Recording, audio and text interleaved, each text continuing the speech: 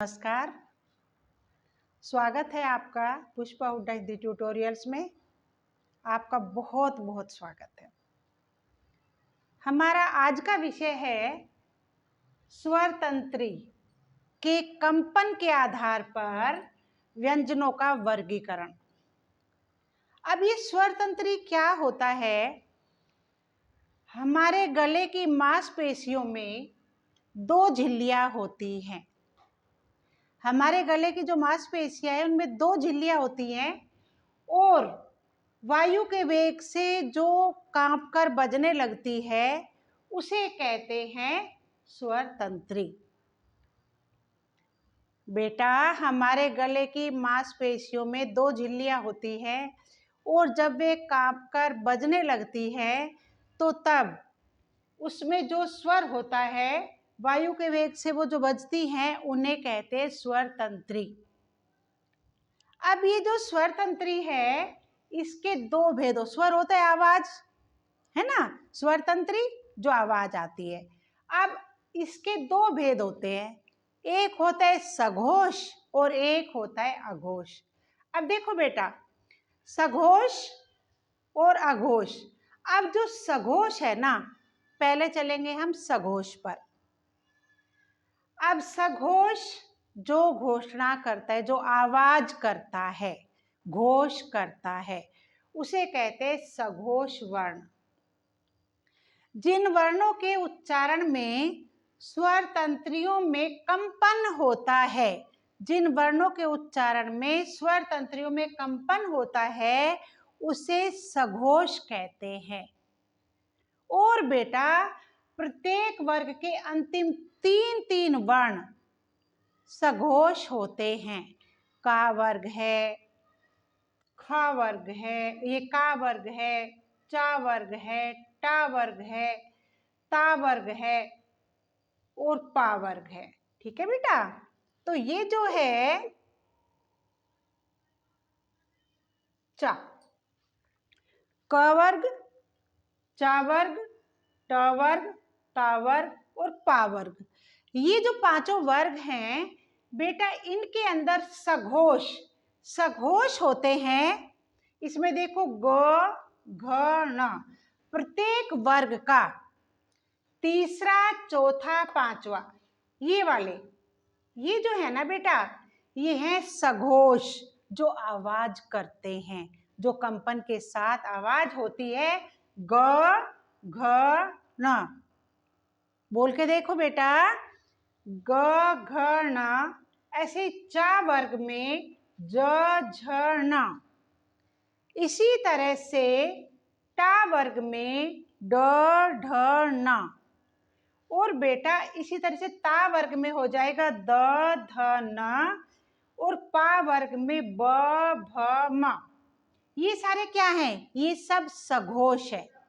ठीक है बेटा, अब इस सघोष के अंदर देखो कि ये जो है ना, य र ल व ह, ये सब के सब हैं सघोष। सघोष आवाज करना, आवाज करते हैं ग घ न, ज झ न, ड ढ न, द ध न और ब भ म, य र ल व ह। ये सब के सब हैं बेटा, ये सघोष और इनकी संख्या होती है 20। ग घ न, ज झ न, ड ढ न, द ध न, ब भ म, यहाँ तक के ये सब सघोष है। य र ल व ह, ये तो हुए सघोष। इसके बाद फिर चलेंगे हम अघोष पर।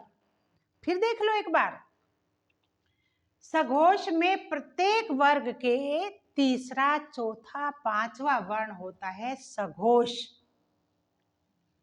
प्रत्येक वर्ग में। और लास्ट में या र ल व ह, ये भी होता है सघोष में। अब चलिए अघोष, ये हमारा हो चुका सघोष। अब चलिए अघोष में, अघोष की संख्या होती है 13। अब देखो अघोष क्या होता है, यहाँ देखिए, जिन ध्वनियों के उच्चारण में स्वर तंत्रियों में कंपन उत्पन्न नहीं होता।